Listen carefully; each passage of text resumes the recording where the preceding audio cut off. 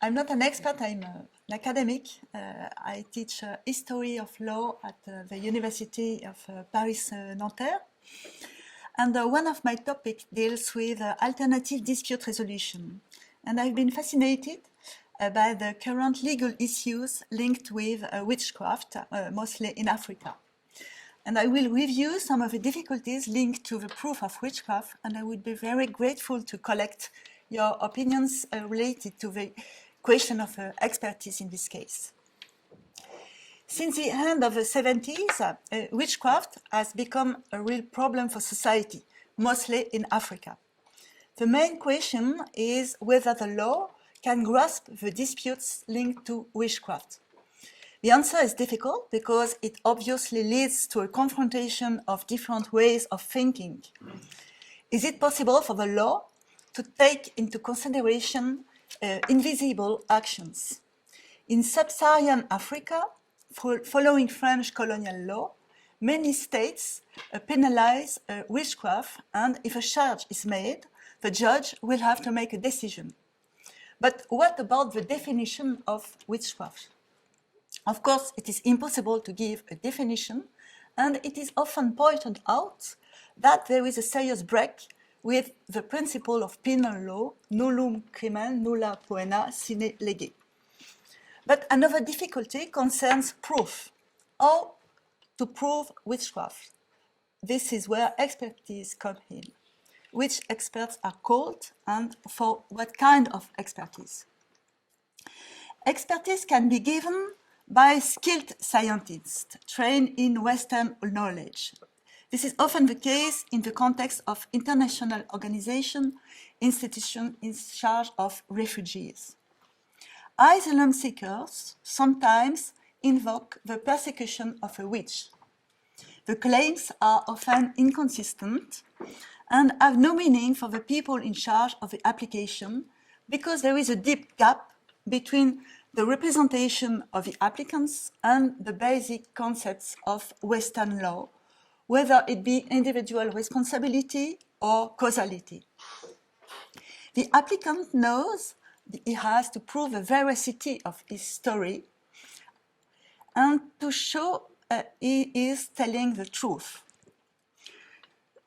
So that sometimes he exhibits objects, fetishes, and often his body, as well with scars resulting from evil actions.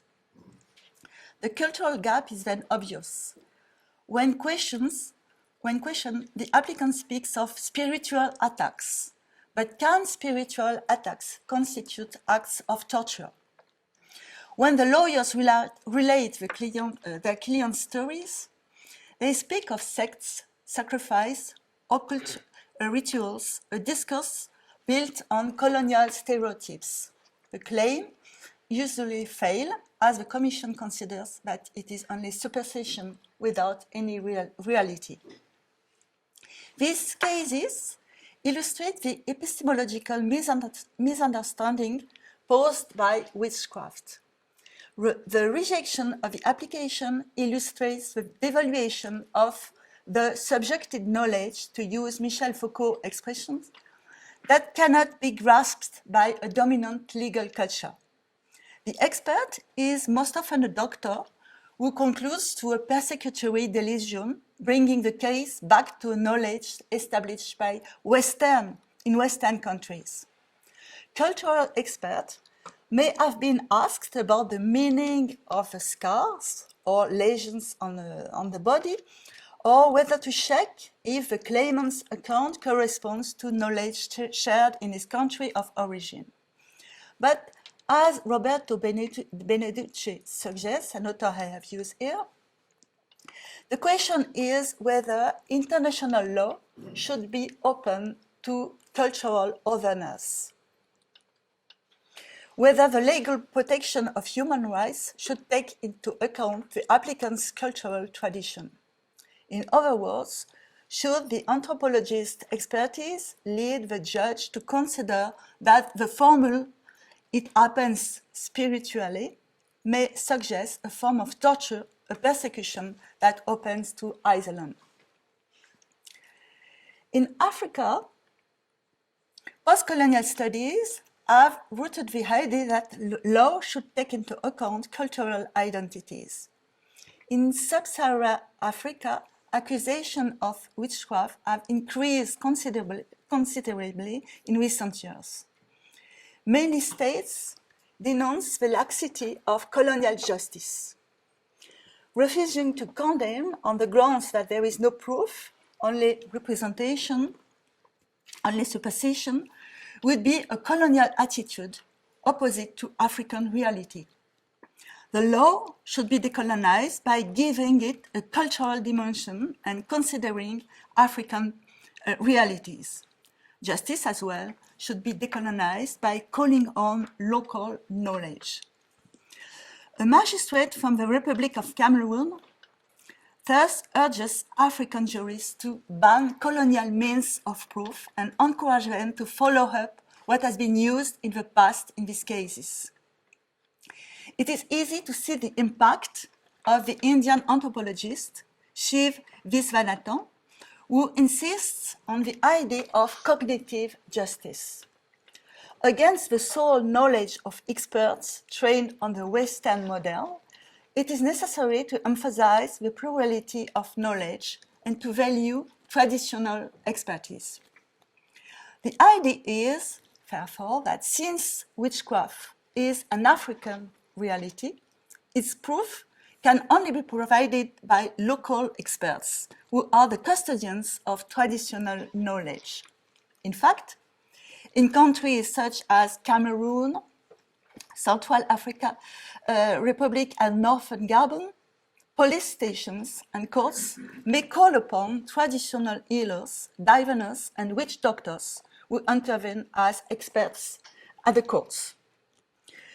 Using witch doctors as experts is yet dangerous. When they begin their expertise in court, they do not hesitate to claim they are witches. I am a witch. And it is quite surprising that the expertise of a witch is used by a judge to condemn a witch.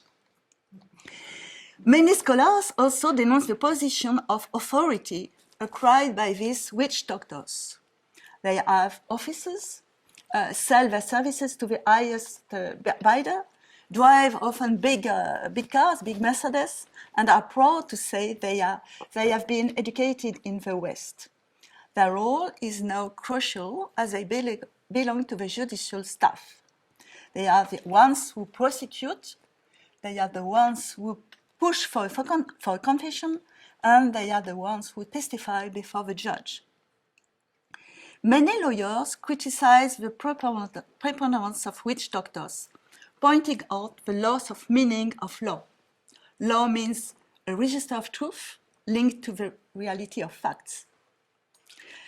So that rather than experts' ritual, isn't it better to involve an anthropologist who can enlighten the judge on the cultural context of witchcraft?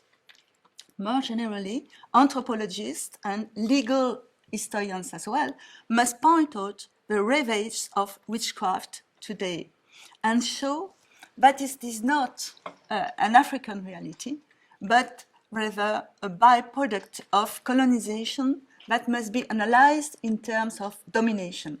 Installing the witch doctor is to give power to a witch. Is it really useful? Thank you.